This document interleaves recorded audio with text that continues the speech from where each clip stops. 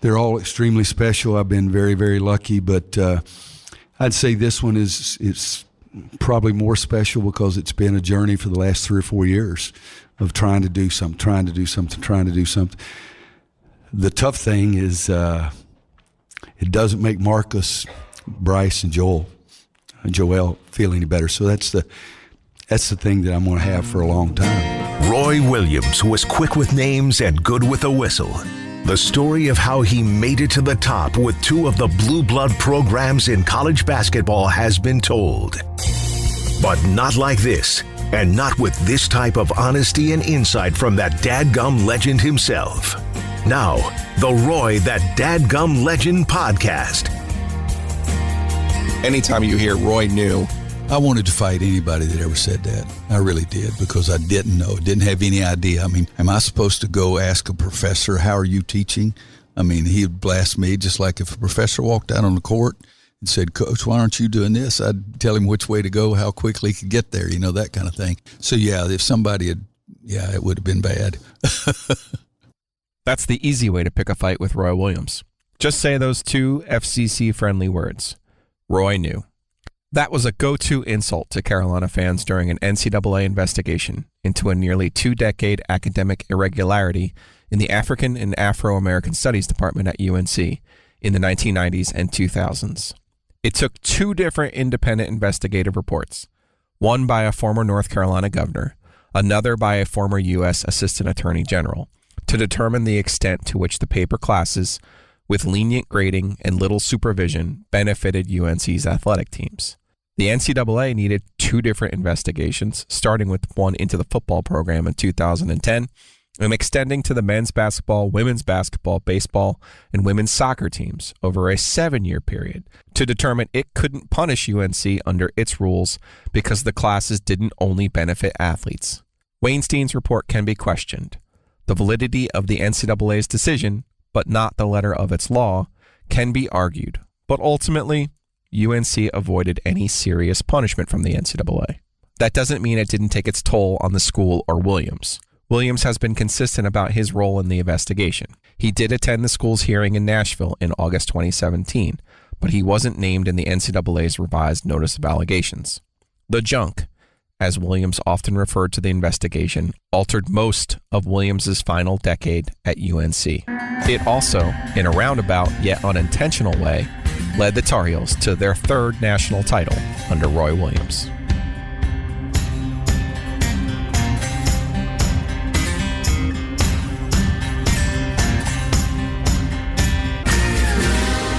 it would seem to me from the outside that there was no way you were going to leave the program that was built by Coach Smith, that you had came back at the after 03 and really got back to a point where it should be. So in just from the outside again, it would look to me like there was no way you were going to leave during any of that until that was settled. Is that? Oh, no question about it. I had a couple more NBA offers during that time period, and two of my friends said, you ought to go right now because you had nothing to do with this scandal. And I hated even using that terminology, but the junk, as you like to call that's the better terminology. That's probably the only time you've ever heard me use the word scandal. But I didn't have anything to do with the junk. The first notice of allegation had my name in there one time, and it said we interviewed Roy Williams. And the second notice of allegation, my name was never in there. And we had coaches around the country that names would be in there 20 and 30 and 40 times. I was not involved. Period, the end. In fact, one of the NCAA guys said I was the only person that had any reaction to any part of it and tried to make changes. And that wasn't because I knew anything was going on. Guys, why do we have so many people in African-American studies? We need to give them their freedom to make their own choices. And that's all I did. To me, when the two NBA offers were nice. Was it the Lakers? Who was the other one? Laker. I promise. Just like I'll tell you a funny story off the air, but I never even told anyone. Yeah, I knew about the Lakers, but I didn't know about this other one. I didn't even tell anyone about the Lakers. in whatever year that was, until Mitch came out and said at the press conference that the first person they talked to. And the reason he did that is because Coach Smith told him to. I never publicly did those kind of things because I didn't think it was anybody else's business as long as I didn't come close to taking it. If I came close to taking it, then it'd be news. But I never really did. And two of my friends said, you need to get another job because you're going to be branded. You're going to be there. They're going to kill you if they can. And I said, there is no way that I will ever walk away from this job until everything is finally settled and that we're proven that we did not do anything intentionally to help our basketball program. And that was it. I mean, they could have thrown the book at us and I never would have left. Speaking of being stubborn, that probably helped you during all of that because you were not able to recruit the same way that you were at different points in your career. And you've often made the point, like, I tried to get Zion Williams. I tried to get these other 5-star guys, but with all of that going on, that you weren't able to. Yeah. I also wonder, though, speaking of stubborn, I'm guessing anytime you hear Roy knew, that probably made you go even more. I wanted to fight anybody that ever said that. I really did because I didn't know, didn't have any idea. I mean, am I supposed to go ask a professor, how are you teaching? I mean, he'd blast me just like if a professor walked out on the court and said, Coach, why aren't you doing this? I'd tell him which way to go, how quickly he could get there, that kind of thing. And so every move made in college athletics in not just 10 years, probably the last 30 or 40 years is stay out of the academic side. Let the teachers teach. You stay out of the academic side. Emphasize to your players, go to class, do their job. Do not call professors. And I mean, I've called professors when I was at Kansas. How can I help you? Evidently, he's not doing a very good job. How can I help you? What is his biggest weakness? I'm on your side. And every one of them loved that. But all of a sudden, we get back here, and the academic side was not even inside the athletic department. We had no say. And so, no, I was hesitant even when I was at Kansas, but everybody loved my approach because I would say right off the bat, I'm on your side. I want him to get his degree. In fact, the admissions director at Kansas, when I came back here, the admissions director at Kansas sent a note to the admissions director here, your job just got easier. Coach Williams doesn't want you to let anybody in that you don't want to. He wants to get better students. And if somebody it would have been bad.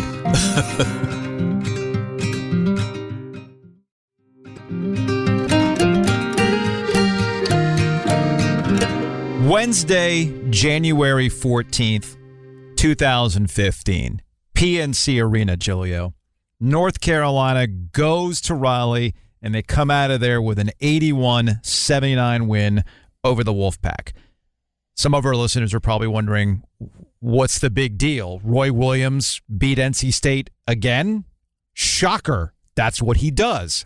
You see, this is the game where the very famous photo was taken of an NC State student holding up a sign behind Roy Williams that read, Roy knew. And that has kind of stuck with Roy Williams and this rivalry since. There's an argument to be made that once there was a cluster, if you will, of athletes in the African and Afro-American studies classes, Roy Williams was the only one at Carolina who said, the optics of this is not good. Now, there were 7 players on that 2005 national championship team. Of course, these are all players who had enrolled before he got there, except for Marvin Williams, who actually wasn't an AFAM major. And you would say you certainly benefited from that, right? But you can't. The point has to be made, and it has been made by people at North Carolina that I know, that, like, of all the people who were over there, Roy was the only one who said, you know what, this is not a good look for us. And even if that's all he knew enough to say, this is not smart of us to put all of our players in this situation. And there's actually a larger conversation to be had about the creation of the AFAM department, which goes back to John Swafford, who was then the athletic director at UNC. It goes back to Dean Smith, the basketball coach. It goes back to Mac Brown, who was the football coach.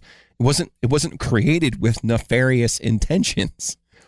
It was created as a way to, let's be honest, when you have predominantly black players on your roster and on your men's basketball and football teams, it was a way to try to entice them in terms of their education, so they wouldn't be in the same old classes. That's why it was created in the early 90s.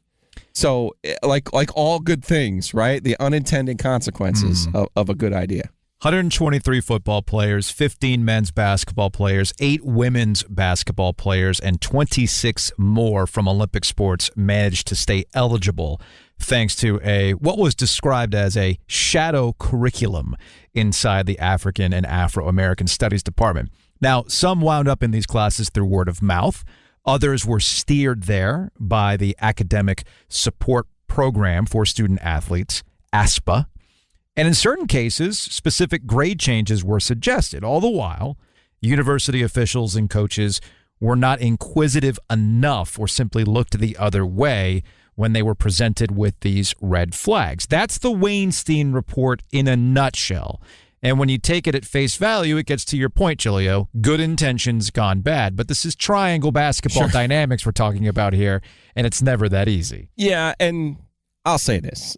I do believe the kind of lone gunman theory of Debbie Crowder acting on her own. Surely Julius Nyangoro knew about what was going on. He was the head of the AFAM department. But Debbie Crowder was she was an administrative assistant who overstepped her bounds. Now, how any coach would logically come to the conclusion that was happening, I don't think it's far-fetched to sit here and say, the big joke at the time was, everybody was a rogue over there.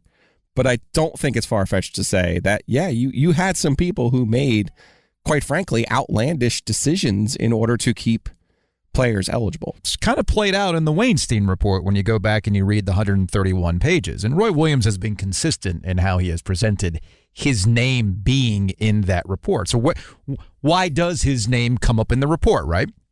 And it's related to Wayne Walden, who was the academic advisor for Roy Williams at Kansas, who came with him in 2003 when he took the North Carolina job. And he had more direct knowledge. Walden had more direct knowledge of those paper classes. And interestingly enough, Walden did not recall bringing this up to Williams, even though he was there on the factory floor, if you will, about how this was going on. But this is consistent with Roy Williams. Even if Walden doesn't remember a conversation about irregular classes with Williams, Roy apparently had enough awareness to become uncomfortable with the amount of players that were clustering in the AFAM department. And when you go and you read the report, it reads like this: as Williams and Joe Halliday, the assistant basketball coach under Roy Williams, as they said in their interviews, a large number of the team that they inherited were majoring in AFAM. 5 of the 15 members of the 2003-2004 team were AFAM majors, and 10 of the 15 players on the 2005 team were AFAM majors. The 3 men were uneasy about the situation. Coach Williams was uncomfortable with that clustering in AFAM because it looked like the players were being steered into that major. And after a year or 2 on the job, he asked Halliday to make sure that basketball and ASPA were not steering players to the AFAM department. So the Weinstein report drops in October. Adam Gold and I, we go to ACC tip-off in late October. Just so happens we have an opportunity to talk to Roy Williams. And again, this is a credit to Roy Williams, who understands our jobs, just like we understand his job. Half the conversation was going to be about basketball, but the other half of the conversation was going to be about this news, and we had some questions for him. Wayne Walden came with you from Kansas. Mm-hmm. And he was mentioned prominently in the Weinstein report.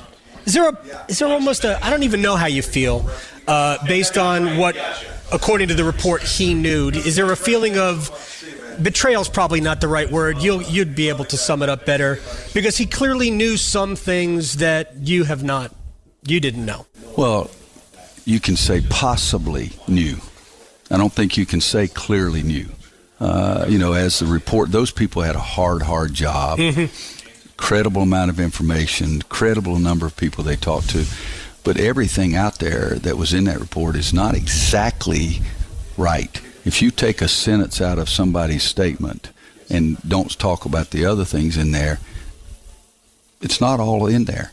And I think that betrayal from Wayne Walden, never in my life. Mm-hmm. One of the most ethical, moral persons I've ever known and still know to this day. Trust him, believe in him, and everything. And but you can take a sentence out and bring it. I'll give you an example. I mean, it was in the report, and again, Weinstein and his people, God almighty, what a hard job that had to be. But there was a thing in there that said that I had a meeting with a group of advisors and tutors and told them that their job was to keep my players eligible. Never happened. Never freaking happened. And we can't find where that statement came from because we've never seen the statement. So again, and in the report they said that they weren't able to talk to that person, and that so they didn't have anything to confirm it or anything like that. But it was still in the report. But that didn't happen. It never happened. In the report, Weinstein is quoted as saying he doesn't recall having a conversation with you about AFAM. Oh, you mean Crowder? Walden. I'm sorry, Walden. Yeah. I'm sorry, I'm getting my names confused. There's a lot of names in the report. If I took that statement out right there, somebody would say you're a freaking idiot. Now wouldn't be the first time. We may know that it's true. Yeah. Wouldn't be the first time. So Walden was quoted as saying he couldn't recall having a conversation with you about AFAM and working with Deborah Crowder. Do you recall having a conversation at all? No. There's a level of skepticism that comes along with. But guys, I can't control what somebody else said. Do you think I've ever had a professor tell me whether to play man or zone? A professor tell you this? I'm sure you have. I'm guessing actually. you have. Not face to face. On the radio show, they'll do it. Yeah, heck, there's 21,750 people at the games. You hear it. But no professor comes down to my classroom and talks to me about what I should be doing. I've never chosen a course. I've never sat in on a course. I've never prepared a kid to study for a test. I have practices where a guy says, Coach, I have a review session at 7 o'clock. And I say, what time do you need to leave? And he says, 6. And I says, well, wave at me when you leave. Now, that's not for a test, but that's for a study session with other students. And so they wave, and I say, good luck. My job has been to win and help those kids reach their individual dreams of possibly NBA and help make sure that we're trying to educate our young people. And it's all three. It's not just win. It's not just educate our people. For me to say that I would go in and say, you need to take this course, I have no idea. I have absolutely no idea. And if you think about it, at Kansas, the academic sports services were in the same building. It was not in the same building. It's not even in the department. Right. It's in the School of Arts and Sciences. If you go back and look, we had, when I get there, it's emotional. I just left Kansas. I mean, it was a hard place to leave. They got after me. The North Carolina people got after me when I didn't come back in 2000. The program we had some problems. My job was to get everybody together. Second year, we had a great run, and then all of a sudden, I'm looking around and I said, gosh, we got 9 out of 10 guys that are majoring in the same thing. All right.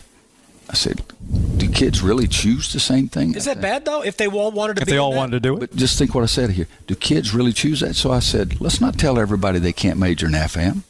Let's tell kids to choose what they want. I don't know how they got there. I have no clue. They were there. And so if you look, my first year, we had 2 guys that majored in AFAM. And after that, it's been 9 recruiting classes or 10 recruiting. I've had 1 guy major in AFAM in the last 9 years. And so did I know something was going wrong? No. It's just, I remember when I was a youngster, maybe high school or college, when I watch, and you guys may have heard this, I apologize if I'm redundant, a football game. Roy Williams, drama. Joe Schmo, drama. Yeah. Steve Offer, drama. I said, well, that must be the easiest major. That stuck in my life forever. And so I didn't want people to be in the same thing, but I wasn't. We've had 1 kid after a second year to major in AFAM. That didn't bother me. And just like the other thing is, you said in the USA Today, Roy Williams was not in favor of no-show classes. Well, I wasn't. But it wasn't because I knew anything was wrong. It was just that I thought independent study courses could be harder for us to monitor how a guy was doing. He's not in the classroom. Right. We don't know. And I guess that's where some of the skepticism comes into play. And I'm just speaking in general here, in that you're clearly aware enough of what your players are doing, independent versus lecture, all the majors that they were in that you didn't like seeing them all clustered in the same thing.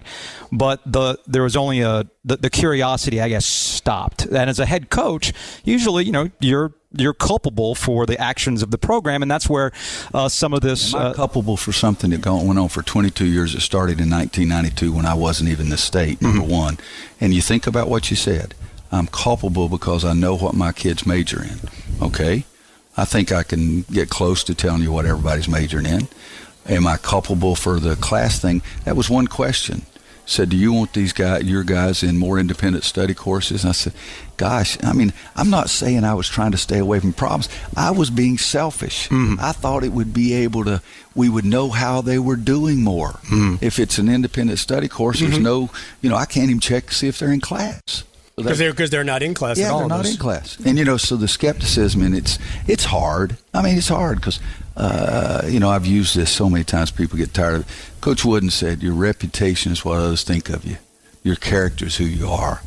There's not been one frickin' day that I haven't cared about what our kids were doing. There's not been one frickin' day that I didn't think the education was even more important in basketball because the ball was going to stop bouncing. So the people that know me know that this stuff and the skepticism and the North Carolina haters are going to say that I've got to live with it, but that doesn't mean it's true.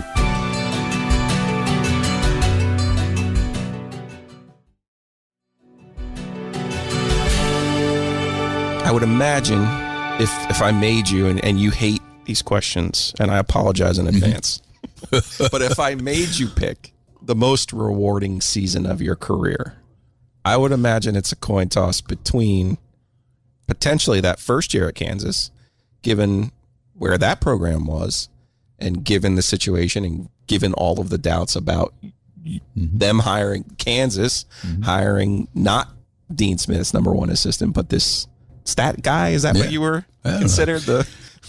It's crazy because the other three coaches were all math majors, and I was better in math. And I would suggest, obviously, the 17 team, where a culmination of not only the year before, but everything that had preceded that with the NCAA. Yeah. And the relationships that you had. Not that you haven't had tremendous relationships with all your players, but I'm sure that group with Theo and Joel and Luke has a certain spot for you. So I'm wondering on that scale, and I know I'm asking you the type of question that you hate, but it does feel like those would be the two most rewarding years for you. You're in the ballpark. First year at Kansas, we sort of established ourselves, sort of. We were not completely accepted by all the Kansas people or the pundits or whoever. But the second year we were. The second year we were picked last in the preseason. Kevin Pritchard, who's the general manager of the Indiana Pacers right now, I walked in the gym in the afternoon. He said, "Did you see Inside Sports?" And I said, "No." He said, "Coach, they picked us last. They picked us eighth in the Big Eight. There's only 8 teams." I said, "Kevin, we're going to be all right." But he was so mad about that. We won 30 games. We were 1, 2, or 3 for 13 straight weeks, and that was the satisfying much more, because then we had every Kansas fan, if they were being fair, we had every Kansas fan with me for the rest of my time. So that was really satisfying, because we were picked 8th, and we had no one in our starting lineup that people had really ever heard of. We had one McDonald's All-American on the team. And so that would be... Well, that can't be true, because I was told that you could only coach 5-star McDonald's All-Americans. That's right. You weren't capable of coaching anything That's right. Well, the starting lineup was Kevin Pritchard, Jeff Gellner, Pekka Markkanen, Mark Randall, and Alonzo Jameson. Mark Randall was the only McDonald's All-American on that team.